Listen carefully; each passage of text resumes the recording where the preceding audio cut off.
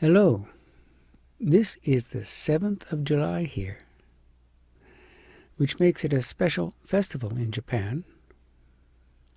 It's called Tanabata, or the Star Festival.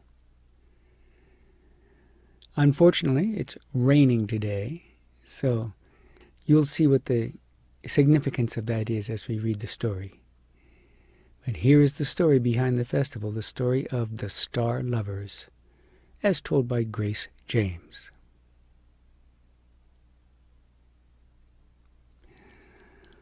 All you that are true lovers, I beseech you pray the gods for fair weather upon the 7th night of the 7th moon. For patience' sake, and for dear love's sake, pray and be pitiful, that upon that night there may be neither rain, nor hail, nor cloud, nor thunder, nor creeping mist. Hear the sad tale of the star lovers, and give them your prayers. The weaving maiden was the daughter of the deity of light. Her dwelling was upon the shore of the Milky Way, which is the bright river of heaven. All the day long she sat at her loom and plied her shuttle, weaving the gay garments of the gods. Warp and woof, hour by hour the colored web grew till it lay fold on fold, piled at her feet. Still she never ceased her labor, for she was afraid. She had heard a saying, "Sorrow, age-long sorrow, shall come upon the weaving maiden when she leaves her loom." So she labored, and the gods had garments to spare. But she herself, poor maiden, was ill-clad. She reckoned nothing of her attire, or of the jewels that her father gave her.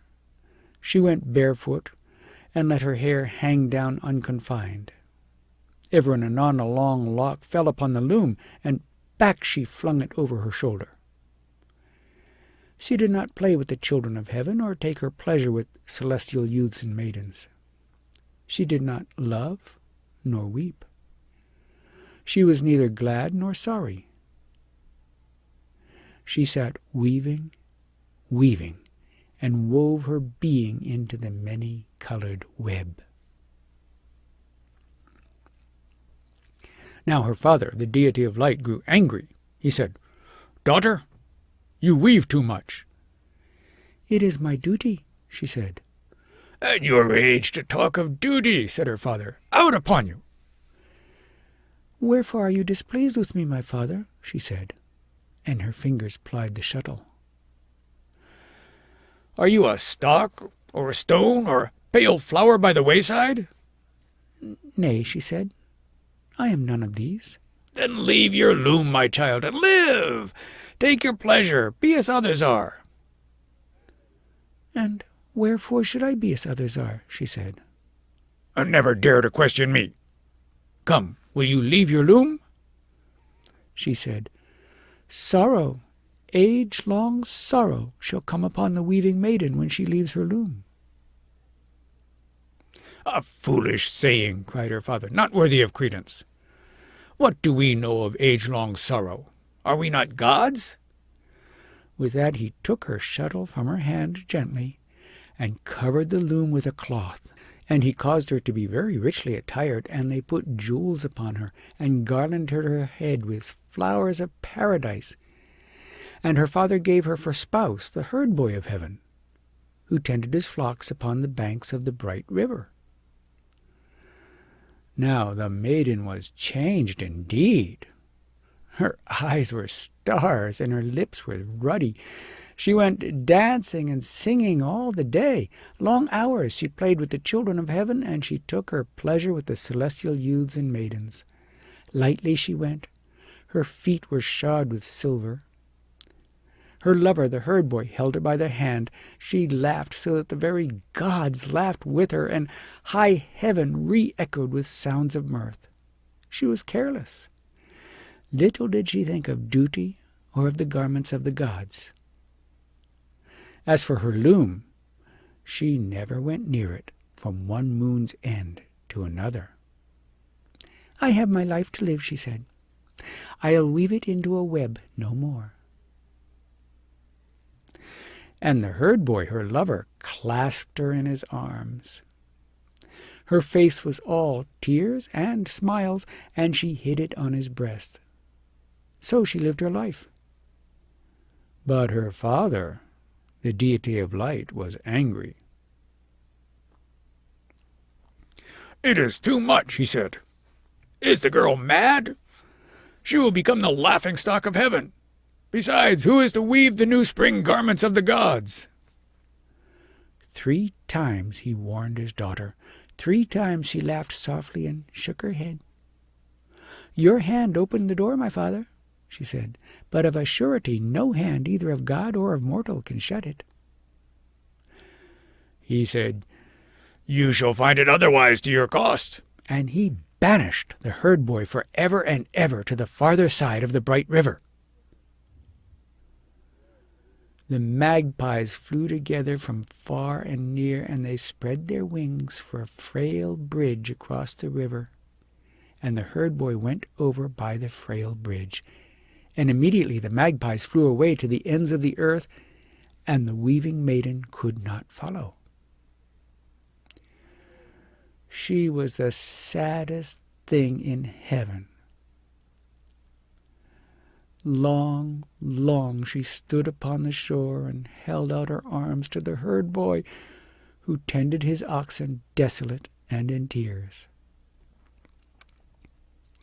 Long, long she lay and wept upon the sand. Long, long she brooded, looking on the ground.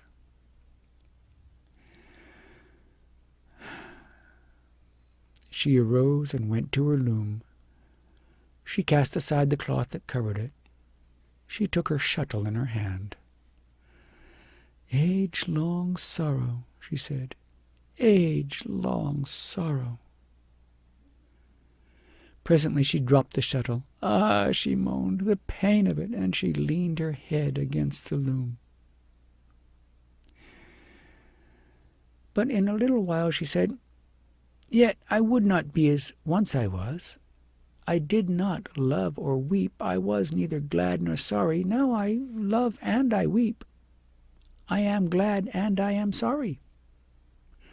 Her tears fell like rain, but she took up the shuttle and labored diligently, weaving the garments of the gods.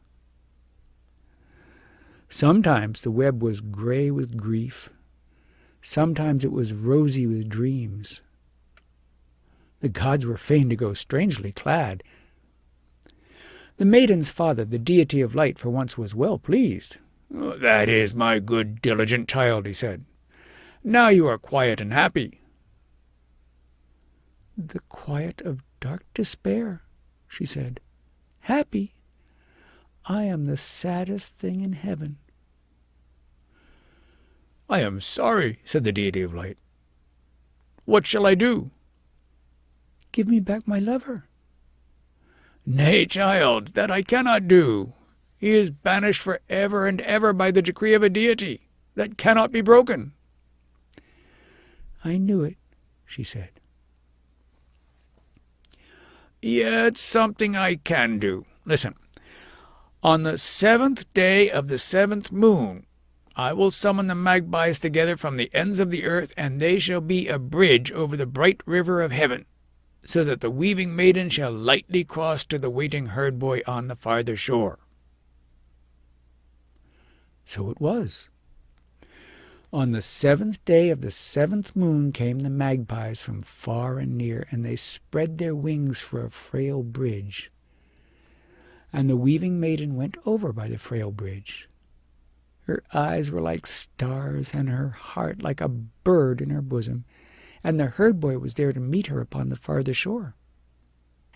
And so it is still, O true lovers. Upon the 7th day of the 7th moon these two keep their tryst.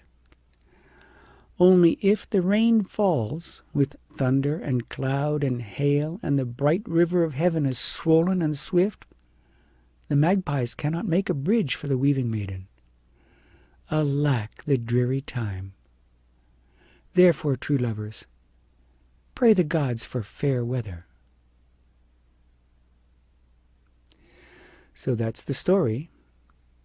The festival in Japanese is called Tanabata.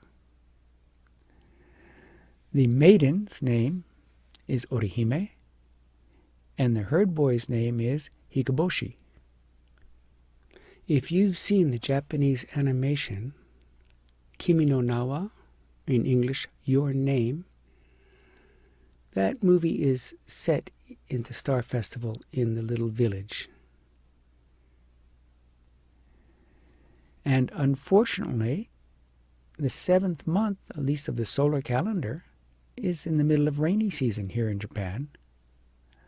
So they don't often get to meet. Some of Japan celebrates Tanabata on the 8th month. And in that case, maybe they can meet more often. Okay, I'll see you next time.